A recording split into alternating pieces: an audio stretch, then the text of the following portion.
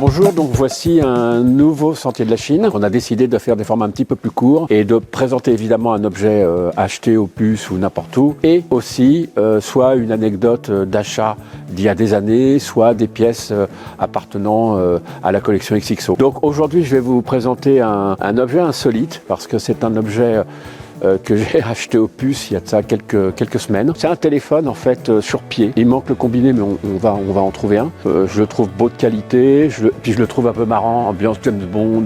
Je me dis tiens, ça pourra toujours être bien pour un tournage. Et puis on est en train de remettre la documentation en place avec Jean-Jacques. Et à ce moment-là, dans un domus, on s'aperçoit que c'est un objet de Warren Platner. Donc Warren Platner, c'est un créateur américain important qui a travaillé pour Knoll et qui a fait toute une série de bureaux très beau de qualité en cuir et bois.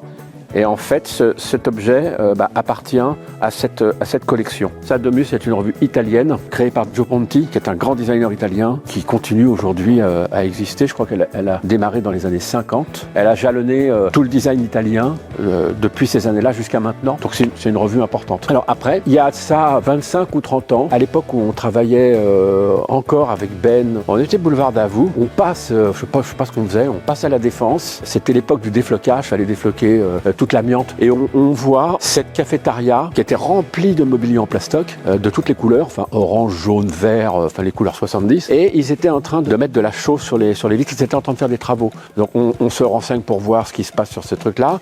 Et on tombe sur le directeur des services généraux. Donc le mec, on lui propose de lui acheter, je me rappelle plus combien on propose à l'époque, mais pas grand-chose. Il nous dit ok, d'accord, je suis d'accord, mais vous avez juste un week-end pour tout démonter parce que nous, après, tout part à la poubelle parce qu'on a des délais. Ce sont des meubles de Dominique Prévost.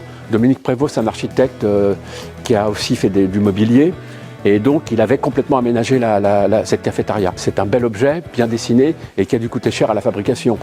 Tout en fibre de verre, j'ai le côté, quand on voit l'état de ces meubles, alors qu'ils ont déjà fait peut-être 10 ans de cantine, et ensuite, ils sont passés entre nos mains, ils ont fait des dizaines et des dizaines de locations, vous pouvez vous dire que c'était quand même de la qualité. En un week-end, on a retiré peut-être 150 objets comme ça. Pour l'anecdote, ce qui est très drôle, c'est qu'on était quand même un petit peu, à l'époque, on était quand même un peu prétentieux. Et le type, quand on le paye, on lui dit « Ah bah quand même, c'était une super affaire, parce que nous, on aurait pu payer un petit peu plus cher. » Et le mec nous regarde et nous dit « Ah, vous savez, vous auriez pu les avoir gratuits, parce que moi, si vous saviez ce que ça me coûtait en destruction, on a racheté cette série-là, des petits verres pommes là, qui ne viennent pas de cette cafétéria. Je sais pas d'où ils viennent, donc ça veut dire que Prévost, il a probablement sévi ailleurs. Alors voilà pour cet épisode des Sentiers de la Chine. J'espère que ça vous aura intéressé. Dites-nous si ce format vous convient. C'est toujours intéressant de savoir, d'avoir l'avis des gens.